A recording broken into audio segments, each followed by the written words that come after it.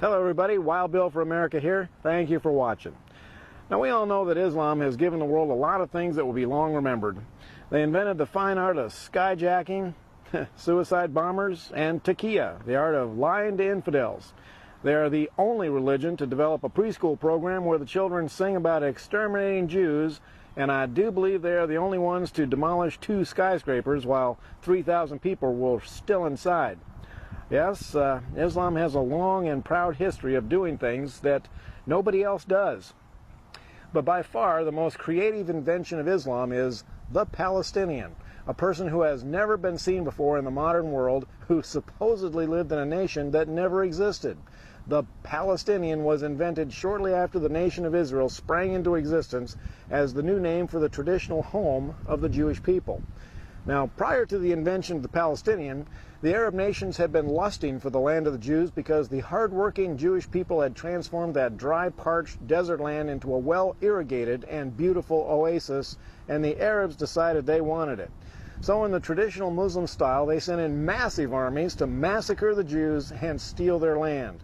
But the Israelis stomped the living doggy-doo out of them and sent the Arabs fleeing back across the border like a bunch of whipped puppy dogs, and they've been afraid of the Israelis ever since. But prior to the invasion, the Arabs warned all the Jordanians, Syrians, and Lebanese living in Israel to get out. They confidently told them that within a few days they could waltz right back in and take over the homes of the exterminated Jews.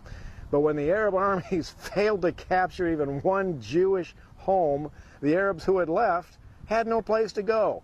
And that's when the Muslims invented the Palestinian. They told the Jordanians, Syrians, and Lebanese that they are now Palestinians, and they were to spread the story that the Jews had stolen their homeland from them, leaving them as poor refugees. Now, the idiots at the United Nations bought that lie hook, line, and sinker, and American liberals, also being idiots, joined right in. And the Palestinian came into existence for the express purpose of causing trouble for Israel. So today, when we hear liberals whining that the Jews are illegally occupying the land of poor Palestinians, that is nothing but a big pile of horse pucky, and I can prove it.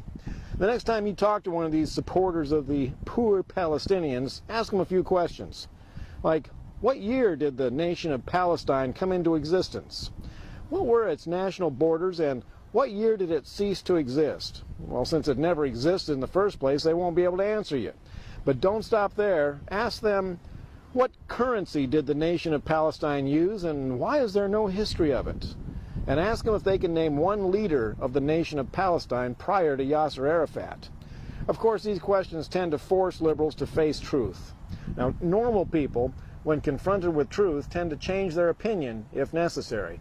But don't expect this from American liberals. Truth just makes them angry. Now, it is crystal clear who the good guys are in this conflict, and as an American, I am proud to stand with Israel against the liars and murderers of the Middle East. And as an American, I am ashamed that our liberals tend to take the side of the liars and the murderers of the Middle East. This is Wild Bill for America. Thank you for watching, and God bless America again.